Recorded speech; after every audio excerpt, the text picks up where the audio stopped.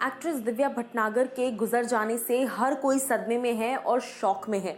महज 34 इयर्स की उम्र में दिव्या जिस तरीके से छोड़कर गई हैं, कई सवाल तो खड़े करता ही है जिंदगी पर, लेकिन उसके अलावा एक दर्द भी अंदर से झंझोड़ रहा है। बहुत लोग इस बात को, बहुत सारे आर्टिस्ट जिनके साथ दिव्या ने काम किया है, वो इस बात को एक्सेप्ट ही नहीं कर पा रहे। लेकिन उनकी मौत के कुछ ही घंटे बाद एक बात जो सामने आई वो ये कि वो अपनी पहली सालगिरह तक नहीं मना पाई। जी हाँ, देवलीना भट्टाचार्य जी ने लगातार इस बात को सामने आकर रखा कि किस तरीके से दिव्या जो है वो एक खराब मैरिज से जूझ रही थी। पेरेंट्स की मर्जी के खिलाफ जाकर दिव्या ने शादी की थी अपने बॉयफ्रेंड से, और उसके कुछ ही महीनों बाद उनका निधन हो गया।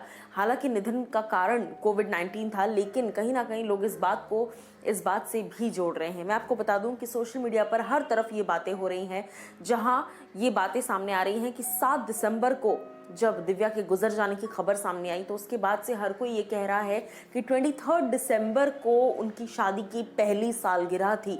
यानी कि 23 दिसंबर 2019 में शादी की थी दिव्या भटनागर ने अपने लॉन्ग टाइम बॉयफ्रेंड के साथ, और पेरेंट्स हालांकि इस शादी के खिलाफ थे, और ज़्यादातर लोग इस बात को नहीं जानते थे कि दिव्या ने शादी कर ली है अपने बॉयफ्रेंड के साथ। और सिर्फ इतना ही नहीं, बल्कि इन्होंने छुपकर एक सीक्रेट वेडिंग की थी। जी हाँ, ये खबरें तब बाहर नहीं आई, लेकिन ये खबरें अब बाहर आईं, और शादी के बाद फैमिली ने दोनों को ही स्वीकार करने से मना कर दिया। और उसके बाद कहीं ना कहीं अब दिव्या जो हैं वो हम सभी को छोड़कर जा चुकी हैं। इससे ज़्यादा तकलीफ, इससे ज़्यादा दुखदाई सिचुएशन शायद ही कोई महसूस कर पाए।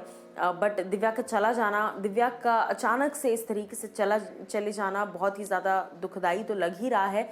लेकिन एक कहते हैं ना, लाइफ की आयरनी देख लीजिए कि 1 साल भी उनकी शादी को पूरा नहीं हुआ। 23 दिसंबर को उनकी शादी को 1 साल पूरा होता इस 23 को, और उससे पहले ही 7 दिसंबर को दिव्या हम सभी को छोड़कर चली गई।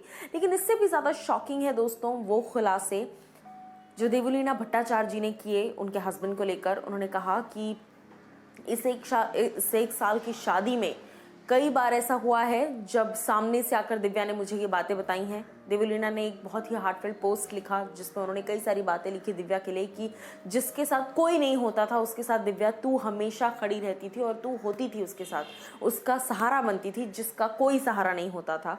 और भगवान ऐसे लोगों के साथ ऐसा क्यों करते हैं।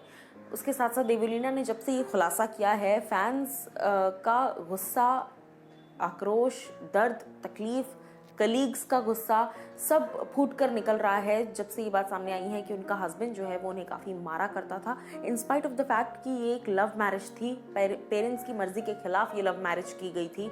पति काफ़ी मारता था, डोमेस्टिक वायलेंस होता था, और कहीं ना कहीं बहुत ज़्यादा फिजिकली असॉल्ट किया जाता था, मारा जाता था उनको। और वो बिल्कुल भी इस 1 साल की शादी में वो बिल्कुल भी इस शादी से ना खुश थी और ना ही एक अच्छे स्टेट ऑफ माइंड में थी।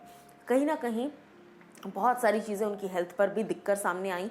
हालांकि इस लॉकडाउन में भी उन्होंने अपने आप को काफ़ी पॉजिटिव रखने की कोशिश की। अगर आप दिव्या के सोशल मीडिया को फॉलो करेंगे, देखेंगे, तो आपको ये बात समझ में आएगी कि एक जिंदा दिल और खुश मिजाज किस्म की व्यक्ति थी। और महज कम उम्र, सिर्फ 34 इयर्स की उम्र में वो चली गई हैं। उनका लगातार सोशल मीडिया पर वो टिकटॉक नहीं, रील्स बनाकर डालती रहती थी, जिससे कि फैंस जो हैं काफ़ी ज़्यादा पसंद करते थे। बट इस तरीके से चला जाना, अचानक से निमोनिया होना, और फिर उसके बाद 7 दिसंबर तक कोविड से वो जूझी, लेकिन उसके बाद हार गई। बहुत ही ज़्यादा दुखदाई सिचुएशन परिवार के लिए भी और कलीग्स के लिए भी। क्या कुछ आपकी राय है इस चीज़ पर, ज़रूर बताइए मुझे कमेंट सेक्शन में।